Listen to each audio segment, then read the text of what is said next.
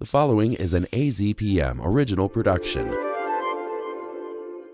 Arizona Science is supported by Research Corporation for Science Advancement. For AZPM, I'm Leslie Tolbert, Regents Professor Emerita in Neuroscience at the University of Arizona, and this is Arizona Science. Today, our guest is Altaf Engineer, Associate Professor in the University of Arizona's School of Architecture and its Institute on Place, Well-Being, and Performance. Welcome, Altaf. Thank you. Thanks for having me, Leslie.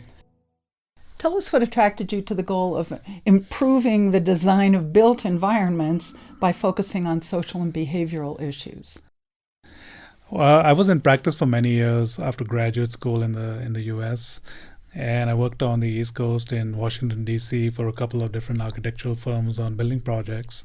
And interacting with clients and end users of buildings made me realize there are a lot of issues to think about besides just, designing a building right away. So you don't just focus on the visual aspects of our spaces, you don't just focus on the physical aspects, you're trying to maximize sort of physical and psychological health and productivity. Is that a fair way to put it? Yes. In fact, that's an understatement about not focusing on visual aspects, because I feel like our field is too visual-centric. Architecture is too oriented towards the way everything looks. It's important, but it's just one of the many senses of the human body. So, yes, I do agree with that statement, but I do think we should emphasize the other senses of the human body a lot more. And I've read that you actually pay attention to the sound and the feel of surfaces and ambient temperatures, things that people really don't ever focus on. Yes, I would say there is a lot of research published on these subjects, so I wouldn't say people don't ever focus on these things, but I like focusing on all of them together and integrating them into projects, and I think that hasn't been done as much. We did learn a lot from the research that occurred during the recent pandemic, but now I want to implement that in an integrated way in actual design. And you talk about biophilic spaces. Tell us what you mean by that. Biophilia is a field in which we think about human connections to nature and why that is so healthy for the human body as well as mental health. So it could be connections to green spaces inside as well as outside. So we can't ignore any of those. We spend most of our lives inside. In the US, it's been established from previous surveys that we spend more than 90% of our time indoors.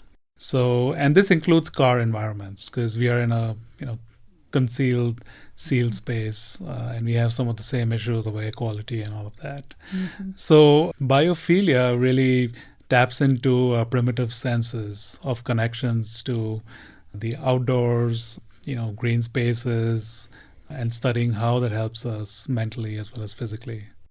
So I know you've been working on the University of Arizona's Health Sciences Library. Tell us what you're doing there.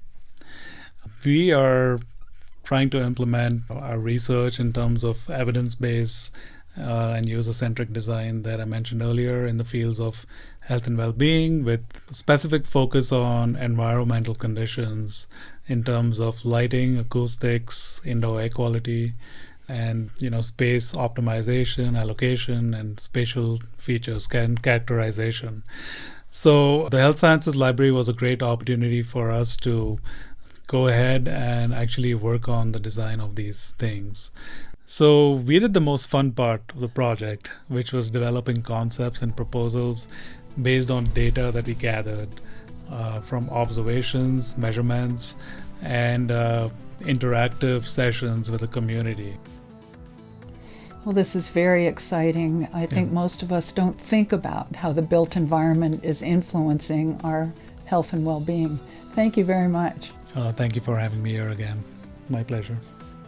Dr. Altaf Engineer from the School of Architecture is experimenting with creative, holistic approaches to the design of the built environment. You can listen to this and all Arizona Science conversations at azpm.org/Arizona Science. I'm Leslie Tolbert.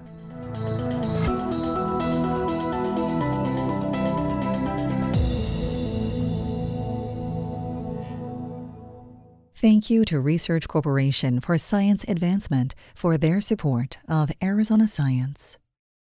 AZPM podcasts are made possible in part by donations from listeners like you. Learn more at support.azpm.org. Thank you.